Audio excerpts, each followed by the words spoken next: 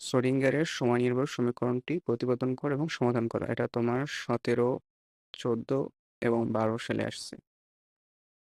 এটা করার আগে ধরে নেব যে একটি মুক্ত কণার তরঙ্গ অপেক্ষককে সমতল তরঙ্গের আকারে লিখি। এটা হলো সেইটা, ঠিক আছে? এই সমীকরণ তোমার মনে রাখতে হবে। এই সমীকরণটা, ঠিক আছে? এখন করবো কি, এই সমীকরণটাকে প্রথমে সময়ের সাপেক্ষে আংশিক অন্তরীকরণ করবো, ঠিক আছে?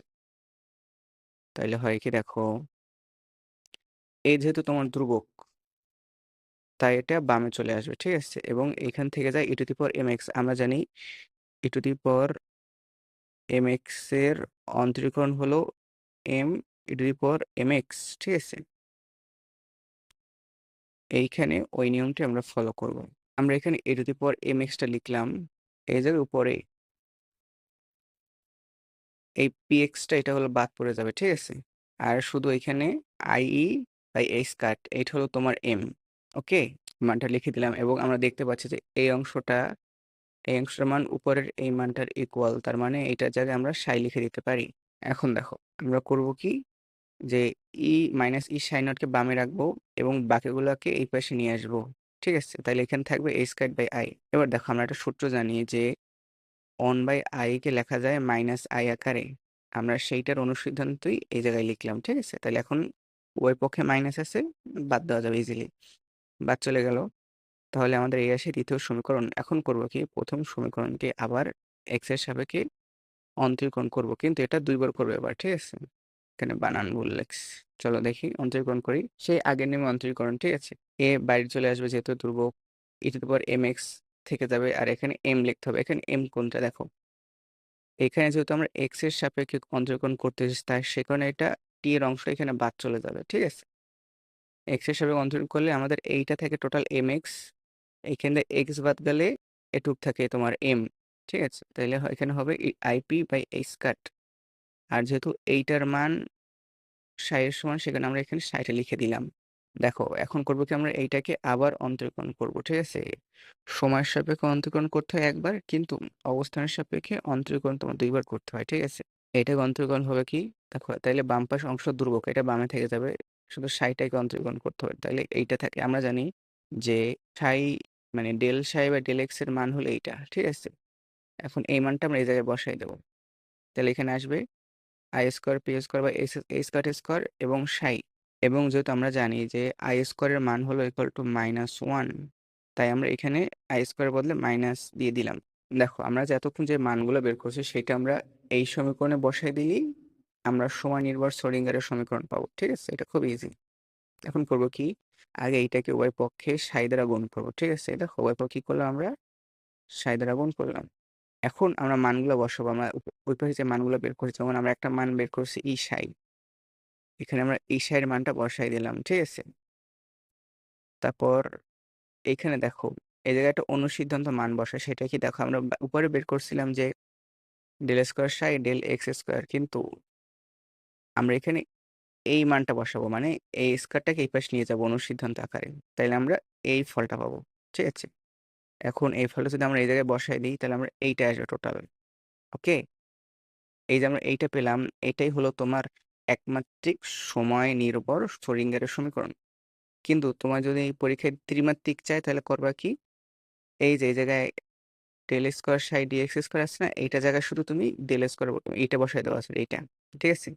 এটা বসাই দিলে তোমার হয়ে যাবে কি, ত্রিমাত্রিক স্থানের সময় নির্ভর শ্রোডিঙ্গারের সমীকরণ, ঠিক আছে? এখন আমরা এইটার সমাধান দেখব।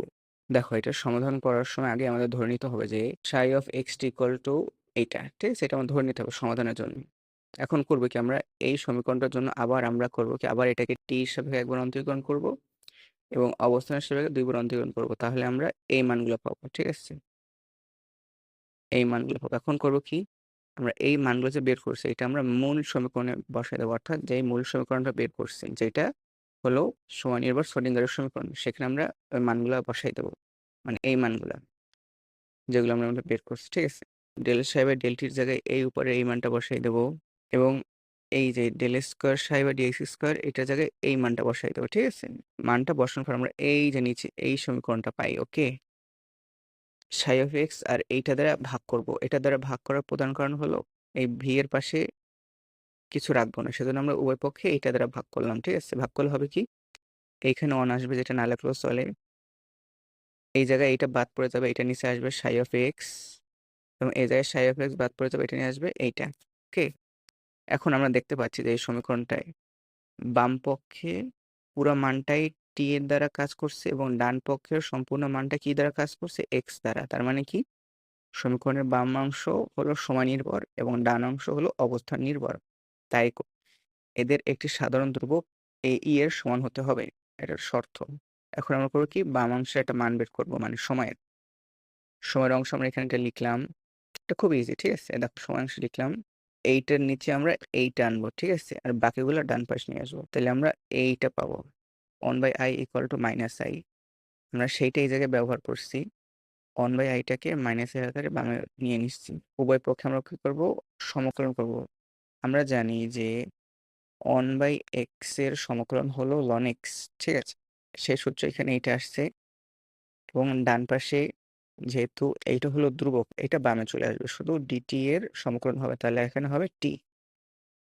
তাহলে এটা এসে গেল। এখন আমরা করবো এখানে লনটা বাদ দেবো, লনটা বাদ দিলে এখান থেকে qt এবং এখানে e আসবে, এবং e এর উপরে এই সম্পূর্ণ মানটা কি আসবে, চলক উপরে চলে যাবে। এখন আমরা করবো কি, অবস্থানের জন্য সেম একটু মানটা বের করব। অবস্থানের অংশটা আমরা আলাদাভাবে বামে এখানে লিখলাম। এখন করবো উভয় পক্ষে সাই অফ এক্স দ্বারা গুণ করবো, ঠিক আছে? গুণ করলে এখানে তোমার অবস্থানের কাজ শেষ। এখন দেখো, মূল সমীকরণের মানগুলো বসাবো। মূল সমীকরণের মানগুলো বসানোর ক্ষেত্রে একটা জিনিস তোমাকে বুঝতে হবে, সেটা যে এখানে মূল সমীকরণ এখানে কোনটা বোঝাচ্ছে সেটা দেখায় দাঁড়াও। এইখানে আবার মূল সমীকরণ বলতে আমরা এইটা বোঝাচ্ছি, ঠিক আছে? প্রথমবার যখন মূল সমীকরণ বলছি তখন মেইন শ্রোডিঙ্গারের সমীকরণ বুঝাচ্ছি, এবং পরের বার যখন মূল সমীকরণ বলছি তখন আমরা এইটাকে বোঝাচ্ছি, এইটাকে, ঠিক আছে? এখন করবো কি, এইখানে এই সমীকরণের মানগুলো বসাবো। এই সমীকরণে মানগুলো বসানোর ক্ষেত্রে আমাকে দেখতে হবে যে সাই of x K Sai of x আকারে রাখতে হবে, এখানে মান বসানোর কোনো প্রয়োজন নাই। শুধু এই যে এইটার জায়গায় শুধু আমরা এইটার টি এর মানটা বসাবো, এটা আমরা বের করছি, ঠিক আছে? বসানোর পর যে আমরা এইটা পাই, এই যে সমীকরণটা, এটাই হলো তোমার শ্রোডিঙ্গারের সময় নির্ভর সমীকরণের সমাধান, ঠিক আছে?